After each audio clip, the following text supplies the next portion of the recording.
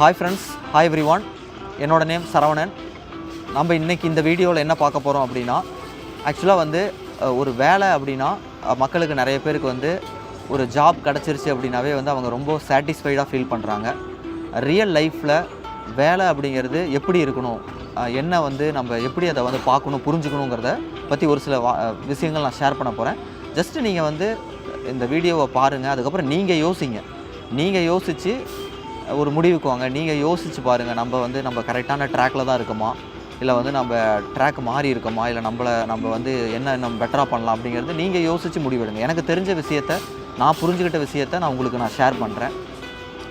ஆக்சுவலாக வந்து இந்த காலத்தில் நிறைய பேர் வந்து பார்த்திங்க அப்படின்னா, படித்து முடிச்சுட்டு வேலைக்கு போகணும், வேலை கிடச்சிருச்சுன்னா வந்து போதும் அப்படின்னு அவங்களோட டார்கெட்டே வந்து ஒரு வேலைன்னு இருக்குது. அதுக்கப்புறம் வேலை கிடச்சிருச்சு அப்படின்னாலுமே அந்த வேலையில் வந்து அவங்க வந்து அப்படியே வந்து அவங்கள முழுசாக அவங்களோட எதிர்பார்ப்பு, இல்லை அவங்களோட ஆசை கனவுகள் எல்லாமே அதுக்குள்ளேயே ஒரு 20,000மோ 50,000மோ 1,00,000மோ எவ்வளோ சம்பளமாக இருந்தாலும் அதுக்குள்ளேயே வந்து அவங்க வந்து அந்த வாழ்க்கையை அமைச்சுக்கிறாங்க. என் வாழ்க்கை இப்படி தான் இருக்கணும், இந்த மாதிரி ஒரு வாழ்க்கையை அடையிறதுக்கு நான் இவ்வளோ சம்பாதிக்கணும், இந்த மாதிரி இவ்வளோ வருமானம் வர வேலை எது, இந்த வேலையில் வரலையா இந்த வேலையில் வரலையா இந்த வேலை, இல்லை இந்த வேலைகளில் வரமாட்டேங்குதா, நான் வந்து பிஸ்னஸ் பண்ணுறேன், அந்த பிஸ்னஸ் பண்ணுறேன் அப்படி யோசிக்க மாட்டேங்கிறாங்க. எனக்கு எவ்வளோ சம்பளம் வரும், அந்த சம்பளத்துக்கு நான் என்ன மாதிரி மொபைல் வாங்கலாம், எந்த மாதிரி வந்து நம்மளோட லைஃப் ஸ்டைலை அமைச்சிக்கலாம், எந்த மாதிரி வாடகை வீட்டில் இருக்கலாம், எனக்கு வருமானம் இவ்வளோ தான், நான் இவ்வளோ பட்ஜெட்டில் வாடகை வீட்டில் இருக்கலாம், அப்படி எனக்கு வருமானம் இவ்வளோ தான், நான் வந்து சொந்த வீடே வாங்க முடியாது, எனக்கு வருமானம் இவ்வளோ தான், இது பண்ண முடியாது, எனக்கு வருமானம் இவ்வளோ தான், என்னால் இந்த பட்ஜெட்டில் தான் ட்ரெஸ் வாங்க முடியும், எனக்கு வருமானம் இவ்வளோ தான், நான் இந்த மாதிரி லைஃப் தான் வாழணும், அப்படி தான் வந்து மக்கள் திங்க் பண்ணுறாங்க. அப்படி கிடையாதுங்க. உங்களுக்கு இது ஓகே, இதுவே எனக்கு நிறைவாக இருக்குது, எனக்கு இது போதும்னா ஓகே, உங்களுக்கு போதும். இல்லை உங்களுக்கு வந்து இன்னும் பெட்டரான ஒரு வாழ்க்கை வேணும், பெட்டரான ஒரு லைஃப் ஸ்டைல் வேணும், நல்ல ஒரு காஸ்ட்லியான ட்ரெஸ் வாங்கணும், இல்லை காஸ்ட்லியான மொபைல் வாங்கணும், இல்லை சொந்த வீட்டில் இருக்கணும், நீங்கள் என்ன எதிர்பார்க்குறீங்கன்னு ஃபஸ்ட்டு உங்கள் மனசை, உங்கள் உள்ளுணர்வை வந்து நீங்கள் கேளுங்க, உங்கள் ஃபேமிலியை கேளுங்க, எந்த மாதிரி ஒரு லைஃப் அதை வந்து ஃபஸ்ட்டு டிசைட் பண்ணுங்கள். அதை வந்து அச்சீவ் பண்ணுறதுக்கு என்ன பண்ணணும், அதை அச்சீவ் பண்ணுறதுக்கு நம்ம வந்து என்ன மாதிரி வந்து ஒர்க் பண்ணணும், எந்த மாதிரி ஒரு வருமானம் வேணும், அதுக்கு நம்ம என்ன பண்ணலாம், எப்படி நம்ம வருமானத்தை உயர்த்தலாம், அப்படி தான் நம்ம திங்க் பண்ணணும். இதுதாங்க வேலை. இங்கே பாருங்கள், நம்மளோட கல்ச்சர் நம்மளை சுற்றி ஃபஸ்ட்டு வந்து இது ஏன் இப்படி இருக்குது அப்படிங்கிறத நான் சொல்கிறேன், ஜஸ்ட்டு புரிஞ்சுக்கோங்க. இப்போ எக்ஸாம்பிள், ஒருத்தருக்கு வந்து வயசு வந்து ஒரு 30, 35 இல்லை 20, 25 இருக்குது அப்படின்னா அவங்களோட பேரண்ட்ஸ் வந்து பார்த்திங்க அப்படின்னா பெரும்பாலானோர் பார்த்திங்க அப்படின்னா ஒரு அன்எஜுகேட்டடாக இருப்பாங்க, ஒரு டிகிரி ஹோல்டராக இருக்க மாட்டாங்க. அவங்களாம் வந்து சாதாரண ஏதோ ஒரு வேலைக்கு போவாங்க, கூலி வேலைக்கு போவாங்க, ஒரு இன்கம் வந்து ஸ்டேபிளாக இருக்காது, சின்ன வேலைக்கு போவாங்க, ஒரு வாரம் வருமானம் இருக்காது. அதனால வந்து தன்னோட பையனை வந்து எப்படியாவது வந்து ஒரு இதை விட பெட்டராக வாழணும், இதை விட பெட்டராக இருக்கணும் அப்படின்னு தான் நினைக்கிறாங்க.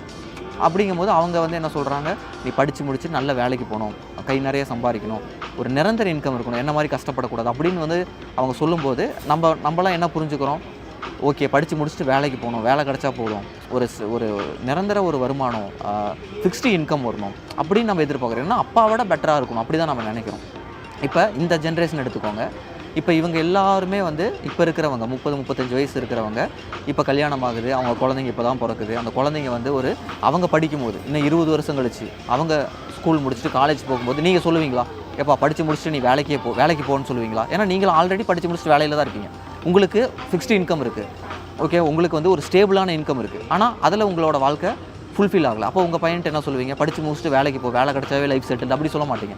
நீங்கள் பிஸ்னஸ் பண்ணணும், நீங்கள் வந்து பெரிய லெவலில் இன்கம் சம்பாதிக்கிறதுக்கான வழியை தேடணும், இன்னும் லக்ஸூரியஸாக வாழணும், இப்போ வாழ்கிறத விட இன்னும் லக்ஸூரியஸாக வாழணும். அதாவது நம்ம பேரண்ட்ஸ் வந்து ரொம்ப வந்து சாதாரணமாக இருப்பாங்க, நம்ம ஏதோ வந்து ஒரு வாடகை வீடாக இருந்தாலும் சரி, ஒரு நல்ல ஒரு டீசெண்டான லைஃப் வாழ்வோம், அவங்கள விட பெட்டராக இருப்போம்.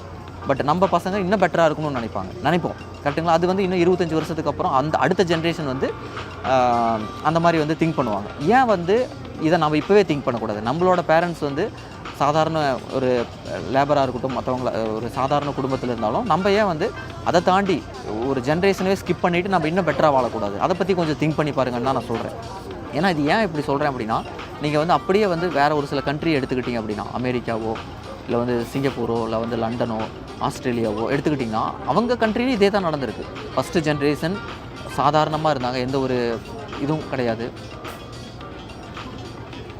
ஓகே, ஃபஸ்ட்டு ஜென்ரேஷன் வந்து பார்த்திங்க அப்படின்னா சாதாரணமாக வந்து எந்த ஒரு ஸ்டேபிள் இன்கமும் கிடையாது. அடுத்த ஜென்ரேஷன் வந்து அவங்க வந்து இதானாங்க, எஜுகேட் ஆனாங்க. அதுக்கு அடுத்த ஜென்ரேஷன் வந்து ரொம்ப டெவலப் ஆகிருக்காங்க. நம்ம வந்து ஒரு ஜென்ரேஷன் பின்னாடி இருக்கோம், அவ்வளோதான். ஓகேவா? Okay, fine. அதனால் வந்து நீங்கள் ஒரு விஷயத்தை புரிஞ்சுக்கோங்க. நம்ம இது மாதிரி படிப்படியாக தான் குரோ ஆகணும் அப்படின்னு கிடையாது. நம்ம வேகமாக குரோ ஆகலாமே. ஓகே, அதனால் நான் என்ன இங்கே சொல்ல வரேன் அப்படின்னா, நம்மளோட திங்கிங், நம்ம வந்து நம்மளோட எதிர்பார்ப்பு, நம்மளோட ட்ரீம்ஸ், அதை வந்து பாருங்கள். நமக்கு கிடச்ச லைஃபே போதும் அப்படின்னு வந்து செட்டில் ஆகாமல் இன்னும் எப்படி பெட்டராக வந்து நம்ம வந்து ட்ரை பண்ணலாம் அப்படின்னு பாருங்கள். உங்கள் எல்லாருக்குமே சொல்கிறது என்னென்னா, இப்போ நமக்கு ஏதோ ஒரு வருமானம் வருது, ஏதோ ஒரு வீட்டில் இருக்கோம், எப்படியோ ஒரு வாழ்க்கை போயிட்டுருக்கு, இதுவே போதும் அப்படின்னு இருக்காமல் இன்னும் எப்படி நம்ம வந்து இம்ப்ரூவ் பண்ணலாம், இன்னும் எப்படி வந்து நம்ம வந்து அடுத்த கட்டத்துக்கு மூவ் ஆகலாம் அப்படின்னு யோசிங்க, திங்க் பண்ணுங்கள். உங்களை நீங்கள் வந்து கேள்வி கேட்டுக்கோங்க. அது வந்து உங்களை வந்து ஆப்பர்ச்சுனிட்டிஸை தேட வைக்கும். உங்களை சுற்றி என்ன ஆப்பர்ச்சுனிட்டிஸ் இருக்குன்னு தேடும். சரியான ஆப்பர்ச்சுனிட்டியை ஐடென்டிஃபை பண்ணும். அந்த ஆப்பர்ச்சுனிட்டிக்கு இம்பார்ட்டன்ஸ் கொடுக்கும். ஏன்னா நானும் பார்த்திங்க அப்படின்னா என்னோடய பேரண்ட்ஸ் வந்து பார்த்திங்கன்னா சாதாரண லேபர்ஸ் தான். எந்த ஒரு பெரிய பேக்ரவுண்ட் கிடையாது, வசதியானவங்க கிடையாது. ரொம்ப வந்து பிலோ ஒரு சாதாரண ஒரு குடும்பம் தான். அந்த மாதிரி குடும்பத்தில் இருந்து தான் நானும் படித்து முடிச்சுட்டு வேலை கிடச்சா போதும் அப்படின்னு தான் இருந்தேன். படித்து முடிச்சுட்டு வேலைக்கு போனேன். எம்என்சி கம்பெனியில் ஒர்க் பண்ணேன்.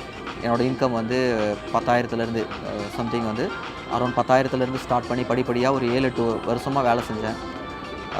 அதுக்கப்புறமேட்டு வந்து பார்த்திங்கன்னா எந்த ஒரு முன்னேற்றமும் இல்லை. அப்போ எனக்கு வந்து இது வந்து புரிய ஆரம்பிச்சிச்சு, ரியலைஸ் பண்ண ஆரம்பித்தேன். அப்போ இந்த மாதிரி வேலைகளில் இருந்தால் நம்ம வந்து, ஏன்னா எனக்கு வந்து டார்கெட் இருந்தது.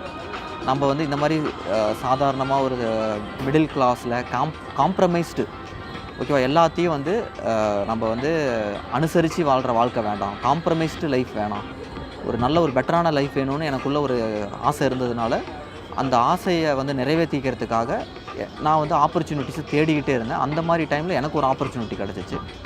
அப்போ அந்த ஆப்பர்ச்சுனிட்டியை நான் சரியாக பயன்படுத்திக்கிட்டேன்.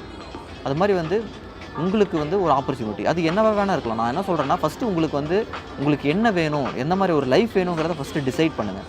அதை அடையிறதுக்கு ஒரு வருமான வாய்ப்பை தேடுங்க. அதுதானே தவிர நம்ம வேலை செய்கிற வேலை தான் நம்ம இது நம்மளோட என்டையர் வாழ்க்கை ஃபுல்லாக வேலை செய்ய போகிறோம், இதுக்காக தான் நம்ம பிறந்திருக்கோம், இந்த வேலையை தான் நம்ம செய்யணும், எவ்வளோ வருமானம் வந்தாலும் இதுதான் பண்ணணும், அப்படி கிடையாது இல்லையா? இதை நீங்கள் திங்க் பண்ணுங்கன்னு தான் நான் சொல்கிறேன், வேறு எதுவுமே கிடையாது. Just think. நீங்கள் வந்து யோசிங்க, இது சரியான அப்படின்னு. இந்த வீடியோவை பார்க்குறவங்க யோசிங்க, இது சரியாக இருந்தானா உங்களுக்கு தெரிஞ்ச உங்களோட ஃப்ரெண்ட்ஸ், உங்களை சுற்றி இருக்கிறவங்களுக்கும் இந்த வீடியோவை ஷேர் பண்ணுங்கள். நான் இந்த வீடியோவை முடிச்சுக்கிறேன். தேங்க்யூ.